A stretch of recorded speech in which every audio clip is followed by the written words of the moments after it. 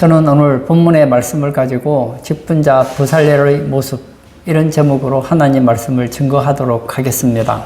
오늘 본문은 성막을 제작하기 위해서 하나님께서 부살렐을 성막의 총감독으로 세우는 내용입니다.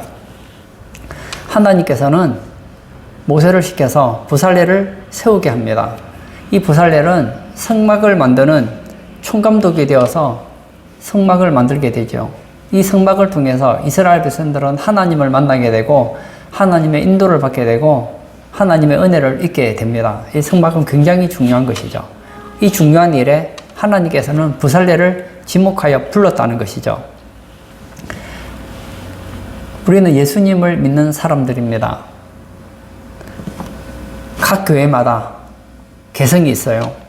시대마다 개성이 있습니다. 각각 다르죠. 그러나 오늘 이 직분자 부살렐의 모습은 시대를 초월하고 교회의 크기와 역사와 상관없이 직분자 부살렐의 모습은 우리가 본받아야 할 직분자의 모습이라는 거예요. 저는 오늘 이 직분자의 모습을 통해서 우리가 어떤 태도로 직분자의 일을 감당해야 되는지를 살펴보려고 합니다. 첫 번째, 직분자 부살렐의 모습, 하나님이 지명하여 불렀다고 했습니다. 제가 2절을 읽도록 하겠습니다. 내가 유다 지파 훌의 손자요 우리의 아들인 부살렐을 지명하여 부르고, 여기 보면 부살렐에 대한 설명이 나오고 있습니다. 부살렐은 유다 지파입니다. 그리고 훌의 손자요 우리의 아들입니다. 하나님께서는 이 부살렐을 지명하여 불렀다고 가르쳐 주고 계십니다. 여기서 부르고라는 단어는 명하다, 초대하다, 공포하다, 선언하다 이런 뜻입니다. 그러니까 하나님께서는 이 부살렐을 지명하고 직분자로 초대하고 모든 사람 앞에서 직분자임을 공포하고 선언했다는 거예요. 이것이 우리에게 가르쳐 주는 것이 무엇일까요? 직분자는 하나님께서 택하신 사람이라는 것을 우리에게 보여준다는 겁니다. 따라서 직분자가 기억해야 될 것은, 내가 직분자가 된 것은 하나님이 나를 택하여 주셨다. 이 사실을 기억해야 된다는 거예요. 초대교회를 한번 생각해 보겠습니다. 이 120명이 마가의 다락방에 모여서 기도함으로 교회가 시작됩니다. 교인들이 점점 많아져요. 예수 믿는 사람들이 점점 많아지고 조직이 커집니다. 예수 믿는 사람들은 예수님 말씀대로 살고 싶어하는 사람들이잖아요. 하나님의 자녀들 아닙니까? 이런 사람들이 많이 모인다. 그러면 문제가 없어야 되잖아요. 저는 어릴 때 그런 생각이 있었어요. 예수님 믿는 사람들만 있다면 세상이 유토피아가 될 거야. 예수 믿는 사람들만 있다면 세상에 문제는 없을 거야. 그런 생각을 한 적이 있습니다. 그런데 제가 어려서부터 이제 교회 생활을 쭉 하면서 배운 것이 있어요. 문제 없는 교회는 없구나. 큰 교회, 작은 교회, 역사가 오래된 교회, 역사가 얼마 되지 않는 교회, 상관없어요. 문제 없는 교회도 없고, 그리고 문제에서 자유로운 교회도 없다는 거예요. 우리가 볼 때, 야, 저 교회 참 은혜롭다. 예, 은혜롭지요. 은혜롭다는 것과 문제가 없는 것은 또 다른 문제예요. 많은 교회들이 초대교회를 본받고 싶어 합니다. 예루살렘 교회, 안디옥 교회, 성경에 많은 교회들이 나오잖아요. 그런 교회를 자기의 교회의 모델로 삼기도 하고 실제로 이름을 그렇게 짓기도 합니다. 그러나 어떤 교회도 문제 없는 교회는 없어요. 예루살렘 교회도 문제가 있었습니다. 그 문제를 해결하기 위해서 7명의 직분자를 세웁니다. 이 직분자를 누가 세웠습니까? 직분자를 세우는 그 선택의 기준은 사도들이 정했어요. 그리고 교인들이 사도들이 정한 그 규칙에 맞는 사람들을 추천을 합니다. 그래서 사도들이 세운 것이죠. 겉으로 볼 때는 누가 세운 겁니까? 사도들이 세운 거예요. 그러나 깊이 들어가 보면 누가 택하셨느냐? 하나님이 택했다는 거예요. 하나님은 전능하신 분이십니다. 하나님 못하시는 것이 없어요. 창세기 1장을 보십시오. 하나님은 아무것도 없는데도 6일이면 세상을 다 창조하시고 우리가 살아갈 수 있는 모든 조건을 다 만드셨어요. 이 천지 창조도 6일이면 완성되는데 성막 만드는 거 뭐가 어렵겠습니까? 사실은 이 성막에 대한 모든 설계도는 이미 하나님의 머릿속에 다 있거든요. 그리고 능력이 부살 일이 있겠습니까? 하나님이 있겠습니까? 물어볼 필요가 없죠. 하나님이 있죠. 그러면 하나님이 성막을 지으면 부살 일보다 훨씬 잘 만들 수 있습니다. 그런데 그러지 않는다는 거예요. 저는 이 교회를 생각할 때 그런 생각을 많이 느낍니다. 은혜로운 교회도 있고 문제가 있는 교회들도 있지만 하나님이 짠 나타나셨어요. 너희들 그러면 안 된다. 이렇게 하라. 끝나는 거 아니에요. 그런데 하나님은 그렇게 하지 않는다는 거예요. 하나님은 하나님의 일을 할 때에 하나님이 직접 일하시기보다는 사람들을 세워서 일하는 것을 기뻐하신다는 거예요. 오늘 예배 참석하신 사랑하는 성도님, 직분자는 누구입니까? 하나님의 손이에요. 하나님의 발이요. 하나님의 입입니다. 하나님께서는 애굽에서 종로로 타던 이스라엘 백성들을 출애굽시켜서 가나안 땅으로 보내기를 원하셨습니다. 하나님이 할 수 있죠. 그러나 하나님이 직접 하지 않죠. 지도자 모세를 통해서 그 일을 해내십니다. 가나안 땅에 갔어요. 전쟁을 해야 됩니다. 물론 하나님이 도와주십니다. 뒤에서 도와주십니다. 그러나 여호수아를 통해서 가나안 정복 전쟁을 하게 하잖아요. 내가 맡은 이 직분은 누가 주신 거냐? 하나님이 주신 직분이에요. 직장에 가서 사장님이 나를 과장으로 세웠다. 이 굉장히 영광스럽죠. 한 나라의 대통령이 나를 장관으로 세웠다. 대단히 영광스럽죠. 대학교에서 교수회에서 당신을 우리 학교의 정교수로 임명합니다. 이 굉장한 영광이죠. 그러나 그런 영광과 비교되지 않는 영광이 바로 교회 직분자라는 거예요. 교회 직분자는 아셔야 돼요. 하나님이 나를 택해 주셨다. 하나님께서는 나를 교회를 섬기도록 택해 주셨다. 세상 사람들이 택한 게 아니에요. 하나님이 택해 주신 거예요. 그 가치를 아시는 여러분 되시기를 바랍니다. 저는 직분자 하면 생각나는 사람이 있습니다. 바로 백화점 왕, 미국의 백화점 왕이었던 워너 메이커가 생각이 납니다. 그는 어려서부터 신앙이 참 좋았어요. 그리고 하나님께서는 이 워너 메이커에게 좋은 머리를 주셨던 것 같아요. 머리가 굉장히 총명했습니다. 비록 가난했지만 얼마나 경영을 잘하는지 미국의 최대 백화점을 운영하게 됩니다. 그리고 그는 교회에서는 젊은 시절부터 주일학교 교사를 했습니다. 교사로 봉사하게 됐어요. 아마 그 교회에서 제일 부자를 뽑으라. 아마 워너 메이커보다 부자는 없을 거예요. 주일이 되면 지금 우리는 이 신을 신고 교회를 오잖아요. 근데 그 당시에는 예배를 드릴 때 신을 벗고 들어갔어요. 그러면 누가 신발을 정리해야 되잖아요. 워너 메이커가 바로 그 일을 했다는 거예요. 한번 생각해 볼까요? 워너 메이커는 전도도 많이 했습니다. 워너 메이커는 백화점의 사장이죠. 회장입니다. 아마 모르긴 해도 이 백화점 다니는 직원들 중에서 많은 사람들이 워너 메이커가 다니는 교회에 나왔을지 모르겠어요. 그러면 자기 직원이 와서 신을 벗습니다. 예배드리러 와서 신을 벗고 들어가요. 그러면 워너 메이커가 허리를 굽히고 그 신발을 정리를 합니다. 왜 그렇게 할까요? 그 일을 하찮게 여기지 않았기 때문입니다. 그리고 주일학교 교사, 뭐 누가 알아줍니까? 하나님만 알아주시지. 학교 교사는 월급이라도 받지 주일학교 교사 여러분 한번 해보세요. 주일학교 교사는 이름만 교사지 교사가 돈을 써야 돼요. 학교 교사는 돈 받으면서 일을 하는데 교회 교사는 자기 돈 쓰면서 스트레스 받으면서 자기 시간 소비하면서 하는 직분이 바로 주일학교 교사예요. 저는 주일학교 교사들이 정말 중요하다고 생각해요. 그러던 어느 날 미국에서 정부에서 연락이 옵니다. 최신부 장관을 맡아달라는 겁니다. 사람들이 이 최신부 장관을 누구를 맡길까 찾았겠죠. 봤더니 신실해요.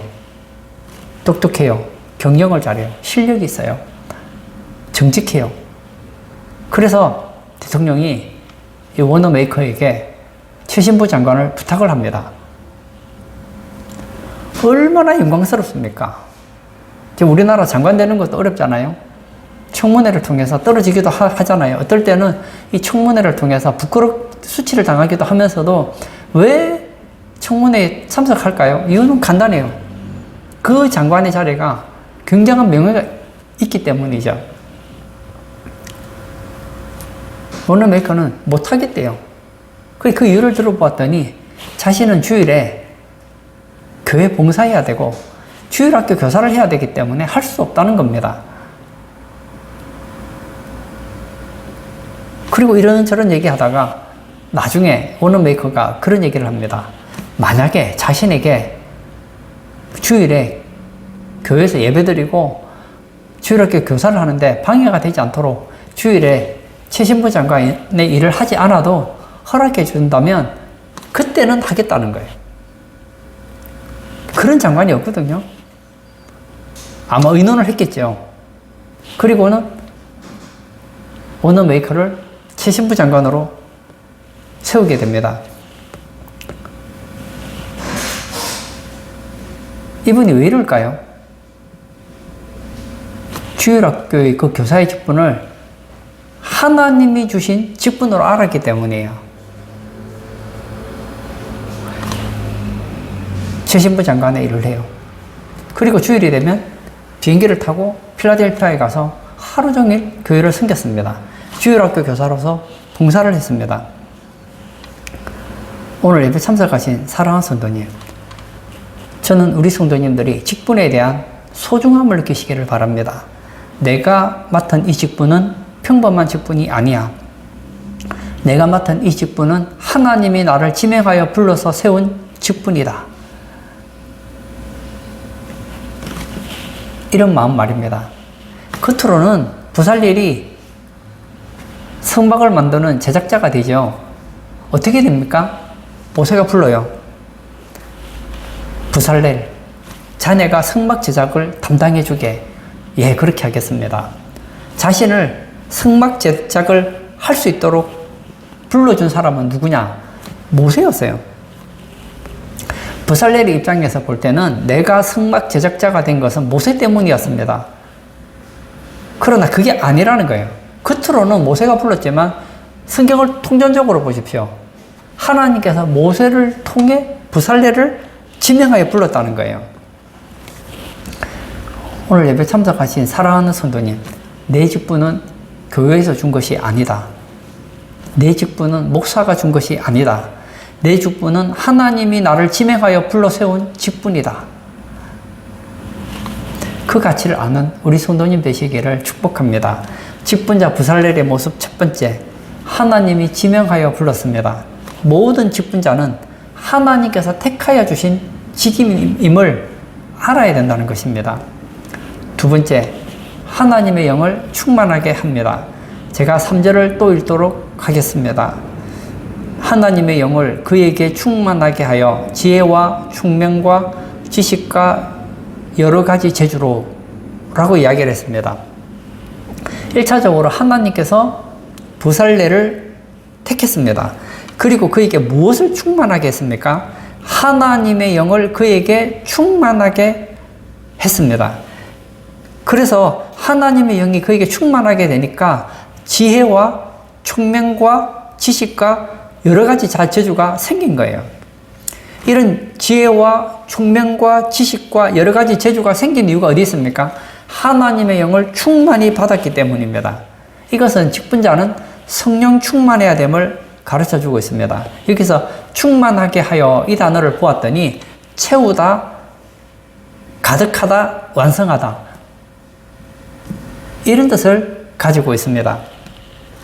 마치 물통에 물을 가득 채우는 것처럼, 그리고 부족하지 않도록 완성하는 것처럼 성령으로 충만해야 된다는 것입니다.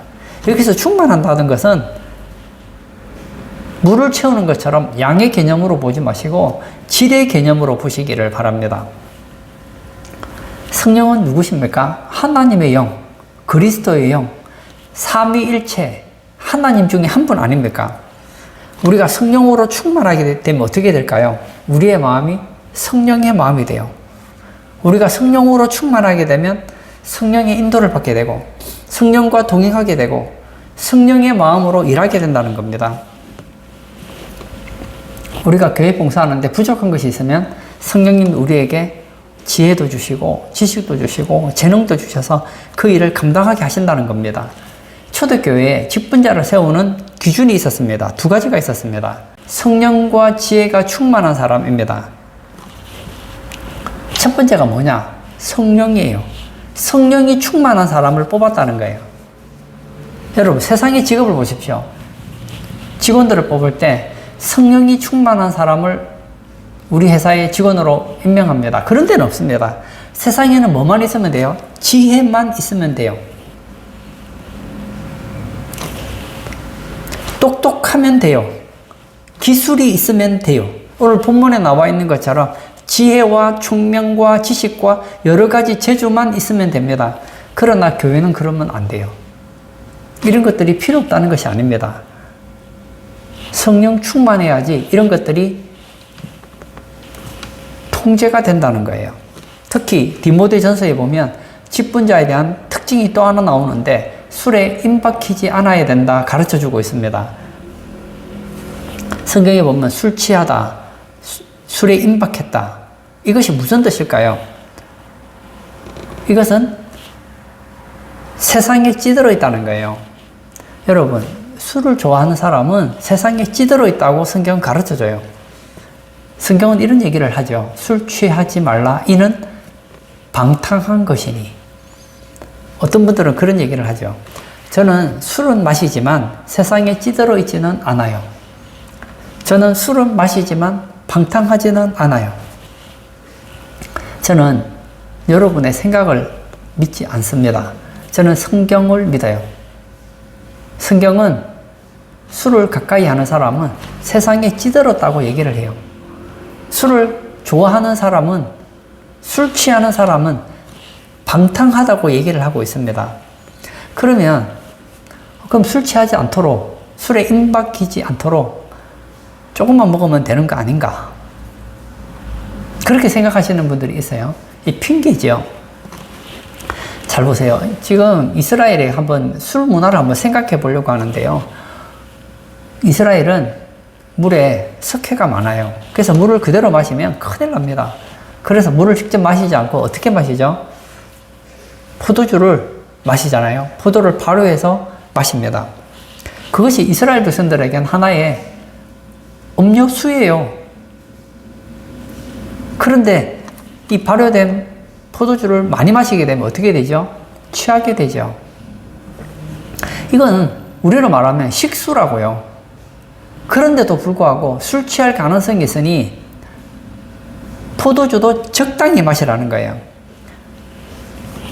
음료로 마시는 그 음료수조차도 술 취하지 않을 정도로 마시라고 하는 것은 술을 마셔도 된다는 얘기가 아니라 그만큼 술을 가까이 하지 말라는 얘기 아니겠습니까? 저는 술자리 가지 않아서 잘 모릅니다. 그러나 제가 방송이라든지 뭐 신문이라든지 이런 기사들을 보면 한 가지 아는 것이 있습니다. 여러분, 술을 왜 마실까요? 술 마시는 이유는 간단해요. 술이 맛있기 때문입니다. 만약에 술을 먹는데 술이 너무너무 맛이 없어요. 그러면요, 절대 술 취하게 안 마십니다. 술을 혀만 대면 막 악취가 나고 속이 뒤틀리고 술을 마시면 막 구역질이 나고 막 오바이트를 하고 막 술을 혀만 대면 막 하루 종일 짜증이 나고 그럼 술 취하지 않을 수 있어요. 억지로 마시죠. 근데 술 마시는 사람들을 보십시오. 제가 TV에서 한 연예인 얘기를 보게 되었습니다. 그분이 그러더라고요. 매일 술을 조금씩 마셔요. 제가 볼 알코올 중독이에요. 그분이 그런 얘기를 하는 거예요. 술 얘기를 하니까 입에 침이 고인대요. 제가 예전에 어떤 한 분과 얘기를 하는데 그분이 제게 그런 얘기를 했습니다. 자기는 술 마시는 낙으로 산대요. 그래서 식사할 때 꼭 술을 마신대요. 그리고 제게 하는 얘기가 술이 너무 맛있대요. 저는 술을 그렇게 먹어보지 않아서 그런지 모르겠지만 저는 왜 술이 맛있는지 잘 모르겠어요. 술이 맛있다는 것은 술의 맛을 알았다는 거잖아요. 술의 맛을 알았다는 것은 냉정하게 말하면 술에 중독이 된 거예요. 나는 이미 술에 중독이 되었어요. 술의 맛을 알아요. 술을 입에 댔는데 막 입에서 침이 나올 만큼 맛있어요. 그 맛있는 술을 어떻게 안 마실 수 있겠습니까? 그래서 방송을 보세요. 의사들이 가장 많이 하는 얘기가 뭐죠? 병원에 가면 술 마시지 마세요. 치과에 가보세요. 술 마시지 마세요. 그렇게 말하는 의사들도, 그렇게 말하는 한의사들도 얼마나 술을 많이 마시는지 모릅니다. 제가 한 번은 한 외과 의사 두 분이 유튜브에서 방송하는 것을 보게 되었습니다. 그날 주제가 술에 대한 이야기였어요. 자기는 자기 병원에 오는 환자들에게 술을 마시지 말라고, 왜 술이 얼마나 인체에 나쁜지를 가르쳐주고 술을 끊도록 한다는 거예요. 그랬더니 그 옆에 있던 한 의사가 물었습니다. 선생님은 술을 마시지 않습니까? 그 맛있는 걸 어떻게 끊어요?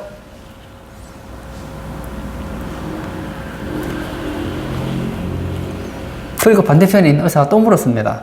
선생님은 안 마십니까? 술이 없으면 인생 사는 낙이 없죠. 술을 얼마나 먹었든지 속이 탈나서 한동안 금주를 했다는 겁니다. 그리고 몸이 좀 좋아지니까 지금 또 술을 마신대요. 사랑하는 성도님,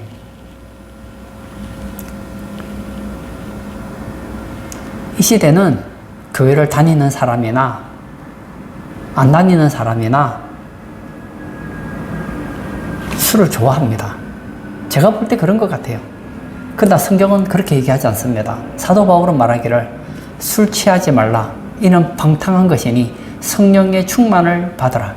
저는 우리 성도님들이 술을 가까이 하고 싶을 때 술을 가까이 하지 마시고 성령을 가까이 하시고, 술 취하고 싶을 때 술에 취하지 마시고 성령의 술에 취하시는 그런 우리 성도님 되시기를 축복합니다. 직분자 보살렐의 모습 첫 번째, 하나님이 지명하여 불렀다고 했습니다. 이것은 직분자는 하나님이 택했다는 것을 가르쳐 줍니다. 두 번째, 하나님의 영을 충만하게 해야 합니다. 이것은 직분자는 성령 충만해야 함을 가르쳐 줍니다. 세 번째, 성막의 여러 기구를 만들게 합니다. 제가 4절과 5절을 또 읽도록 하겠습니다.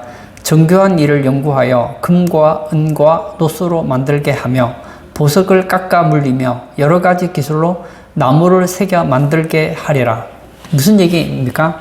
정교한 일을 연구하여 금과 은과 노수를 만든다. 이 성막의 기구를 만드는 거잖아요. 보석을 깎아 물린다. 또 여러 가지 기술로 나무를 새겨 만든다. 다 성막의 여러 가지 기구를 만드는 내용들을 이야기해 주는 것이거든요. 이것은 무슨 이야기일까요? 직분자는 교회에 유익을 끼쳐야 된다는 것을 가르쳐 주고 있다는 거예요. 여기서 정교한 일을 할 때 이 일은 고용 대리자의 직분 관리를 말하고 있습니다. 하나님의 일을 하려면 하나님이 고용해야 할 수 있는 일이에요. 하나님께서는 직분자에게 대리자의 직분을 주셨습니다. 그리고 그 일을 관리하게 하셨어요.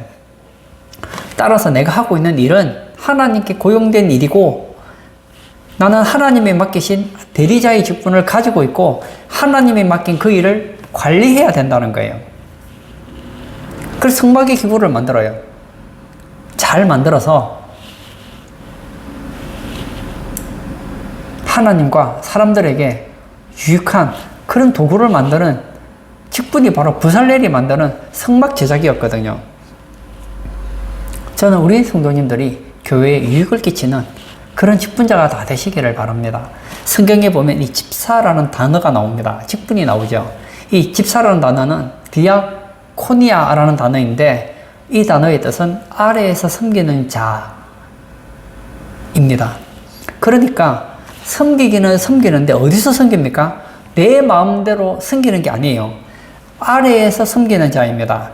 교회의 지도 아래에서 섬기는 자가 바로 집사입니다. 직분자는 내가 섬기고 싶은 대로 섬기는 사람이 아니고 교회의 지도 아래에서 섬기는 자입니다. 하나님께서는 목회자를 통해 직분자를 세우십니다. 그럼 그 직분자는 어떻게 일을 해야 할까요? 하나님 바라보고 막 열심히 충성하면 될까요? 이론상으로는 맞아요. 그러나 그렇게 섬기시면 안 됩니다. 목회자의 지도 아래에서 섬겨야 돼요. 목회자를 도와서 목회자의 목회 철학에 맞추어서 섬겨야 된다는 거예요. 예를 들어볼까요? 제가 회사 사장입니다. 제가 일을 하려니까 일이 많은 거예요. 그래서 비서를 두었습니다. 이 비서는 내가 해야 되는 일의 일부를 맡아서 내 시간을 아껴주는 사람이 비서 아닙니까? 그런데 나는 이 일이 중요해서 비서에게 그 일을 맡겼어요. 근데 이 비서가 생각할 때는 그 일이 별로 중요하지 않은 것 같아요. 그래서 내가 중요하게 생각하는 일은 우습게 여기고 내가 중요하게 생각하지 않는 일을 열심을 다했습니다. 아침부터 저녁까지 잠도 자지 않고 열심히 일을 했습니다.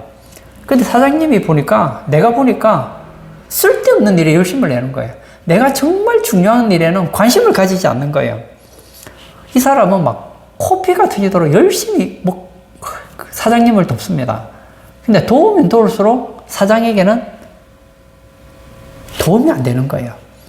그 비서는 얼마 지나지 않으면 아마도 잘리게 될 거예요.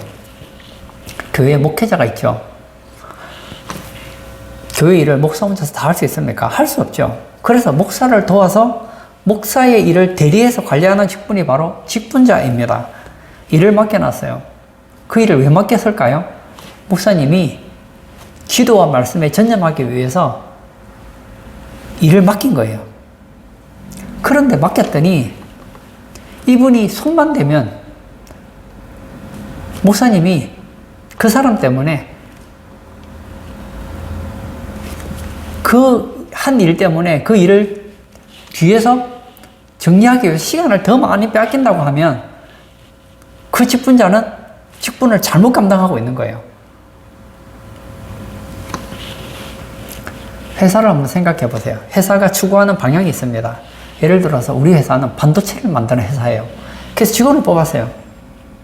우리 회사 직원들은 어떻게 하면 반도체를 잘 만들어서 세계적인 반도체를 만들어서 생산하고 수출할 것인가, 이것이 이 회사의 굉장히 중요한 방향입니다.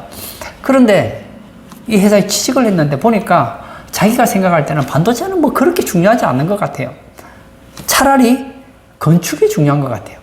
하루 종일 컴퓨터 앞에 앉아서 그리고 출장을 가서 여기저기 보러 다니는데 뭘 보러 다니느냐, 어떻게 하면 아파트 건축을 잘하는가, 이 부분에 대해서만 열심을 다해서 공부하고 작업을 하는 거예요. 그러려면 아파트 건설하는 회사를 가야죠. 그리고 시간이 지났어요. 하루 종일 일을 했어요. 진짜 전심전력을 다해 일을 했습니다. 그런데 반도체를 만드는 회사에게, 회사 입장에서 볼 때는 전혀 도움이 안 되는 일만 하고 있는 거예요. 그럼 어떻게 될까요? 모르긴 해도 회사에서 나가게 될 것입니다. 저는 여러분들이 교회의 방침 아래에서, 목회자의 목회 방침 아래에서 충성을 다하시기를 바랍니다. 목사님이 기도와 말씀에 전념할 수 있도록, 걱정하지 않도록 그 직분을 감당하시기를 축복합니다. 저는 오늘 예배 시간에 드렸던 찬송가가 참 마음에 와닿았습니다. 찬송가 447장 1절을 제가 한번 읽어보겠습니다. 1절 가사만 읽겠습니다. 이 세상 끝날까지 주 섬겨 살리니 내 친구 되신 주여 늘 함께 하소서. 주 나와 함께 하면 전쟁도 겁없고 주 나를 인도하면 늘 안심하리라. 전 이 가사 중에서 첫 번째 절이 너무 마음에 와닿았습니다. 이 세상 끝날까지 주 섬겨 살리니. 주 섬겨 사는 사람, 그가 바로 직분자입니다. 저는 우리 성도님들에게 이런 마음이 있기를 바랍니다. 나는 직분자다. 하나님이 세운 직분자다. 하나님이 나를 택해 주셨다. 그러므로 나는 성령 충만해야 되겠다. 그리고 교회에 유익을 끼치는 그런 직분자가 되어야 되겠다. 내 생명 끝나는 날까지 나는 직분자의 사명을 감당하리라. 제가 지금까지 교회 생활을 하면서 본 게 있어요. 교회에 보면 제가 설교를 하지만 내가 맡긴 이 직분이 하나님이 맡긴 직분인 것을 알고 정말 성령 충만하여서 교회에 유익을 끼치는 그런 직분자들이 너무너무 많아요.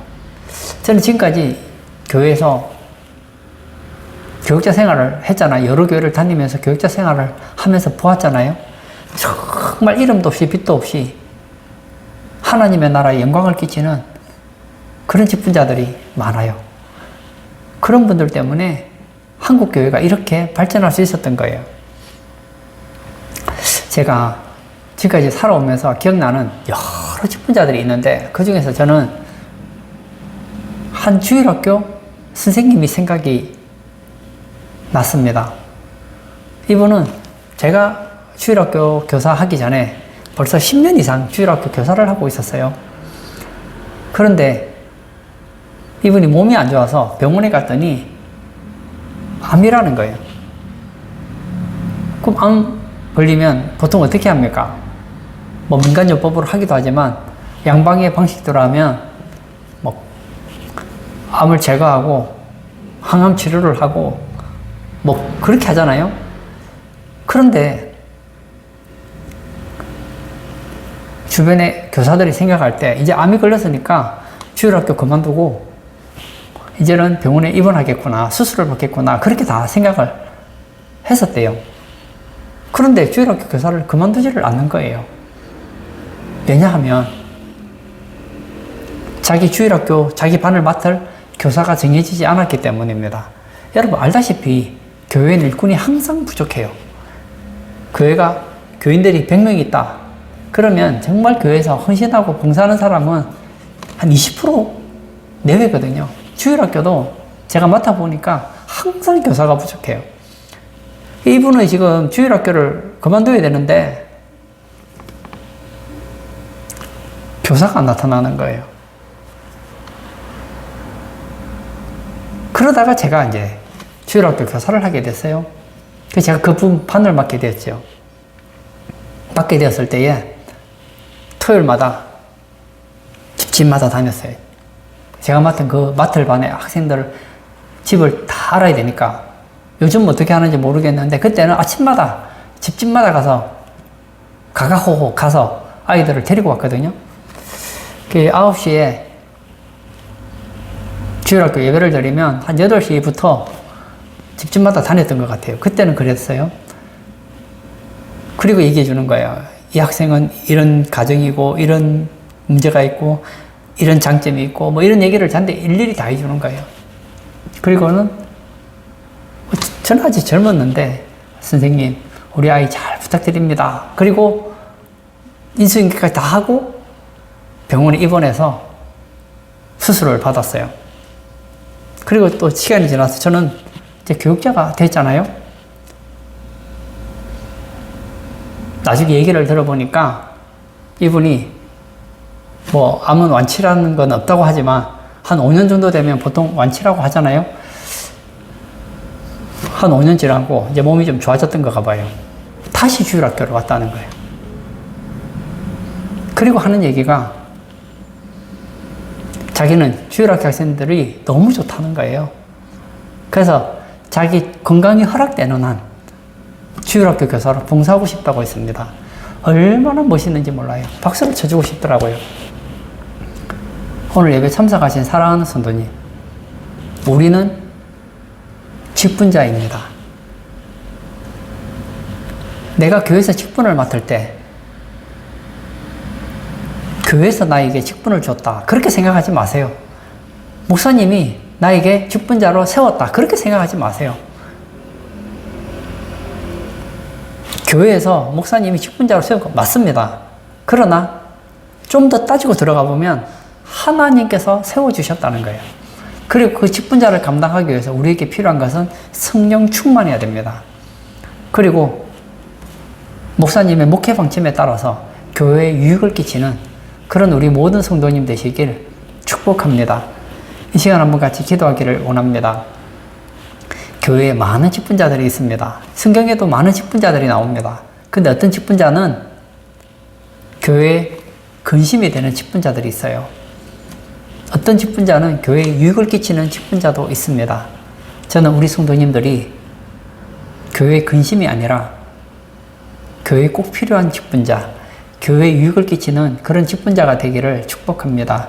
이 시간 기도할 때 하나님이 내게 이 귀한 직분을 주셨으니 성령 충만하여 교회에 유익을 끼치는 그런 직분자가 되게 해달라고 우리 다 같이 기도하도록 하겠습니다.